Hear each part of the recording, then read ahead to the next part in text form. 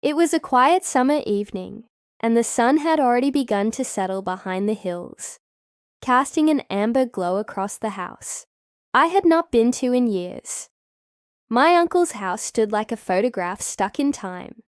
The air was thick with memory and silence, and the only thing louder than the chirping cicadas outside was the beating of my own heart. As I walked down the long, narrow hallway, something pulled me forward.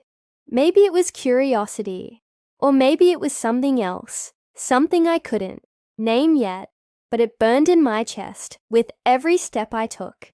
The hallway creaked beneath my feet, and the air grew warmer as I reached his room. The door stood slightly ajar, and the faint scent of cedar, and something else, something sweet and familiar, drifted out like an invitation. I hesitated just long enough to know I shouldn't go in, but the door wasn't locked, so I pushed it open and stepped inside. The room was bathed in golden light, and the dust in the air danced like fireflies caught. In a dream, everything was exactly how I remembered: the heavy shelves, lined with old books, the armchair by the window, the faded rug, and then I saw her sitting at the edge of the bed, with her back to me, her hair loose down her shoulders, and her hands folded in her lap.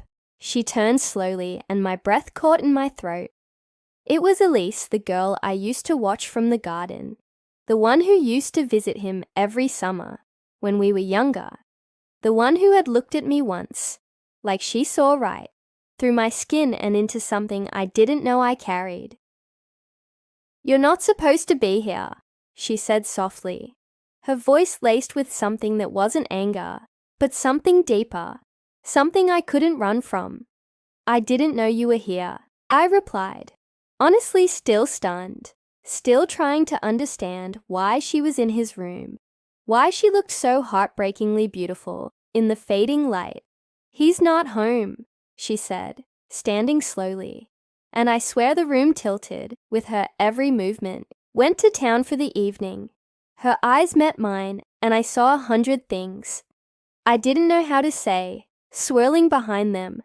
"I shouldn't have come," I whispered, but I didn't turn to leave, because something in her gaze asked me not to. And when she took a single step toward me, the distance between us vanished like it had never existed. We were older now, different, yet everything between us felt the same, like time had folded in on itself and brought us back to the moment that never happened, but always should have. She reached out, her fingers brushing against mine, and it was like touching electricity, wrapped in longing, wrapped in years of quiet. "What are you thinking?" she asked, and I couldn't answer because thinking was impossible when she was this close, when the scent of her skin pulled me closer, when the heat between us rose like waves and pulled us into something dangerous, something inevitable. She leaned in so close. I could feel the whisper of her breath on my lips, and the moment she touched me, everything that ever made sense stopped making sense, because all I could feel was her, and all I wanted was to fall further into the chaos she brought with her presence in this forbidden room. Her lips hovered over mine, and for a moment the whole world seemed to still. The air in the room held its breath, and I stood frozen, not because I was afraid, but because I knew crossing this line meant we would never be the same again. Her hand slid to the side of my face, her fingers tracing the curve of my jaw, like she had been waiting to memorize it for years. And when her mouth finally found mine, it wasn't gentle or hesitant. It was full of the years we'd lost, full of the ache we'd buried, full of all the words we never said we kissed. Like it was the only way to survive, like it would undo all the time we had spent apart. And in that kiss, I tasted every what if and every almost that had ever passed between us. She pulled me down with her onto the bed, and her body curved against mine like we had always belonged to each other. The room felt smaller, hotter, louder with every breath we took, and I found my hands in her hair, and then at her waist, pulling her closer until there was no space left between us. She laughed softly against my neck, the sound like wind chimes, tangled in summer storms, and it made me want to hear it again and again. So I kissed her, until she couldn't laugh anymore, until her breath hitched, and her fingers dug into my back, and we were both lost in the heat that had been waiting to rise for years.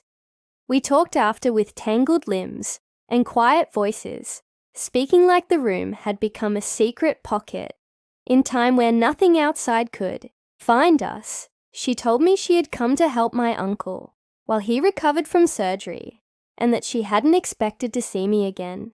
And I told her I hadn't expected to find her in that room. But maybe that was what fate looked like when it stopped, whispering, and started shouting.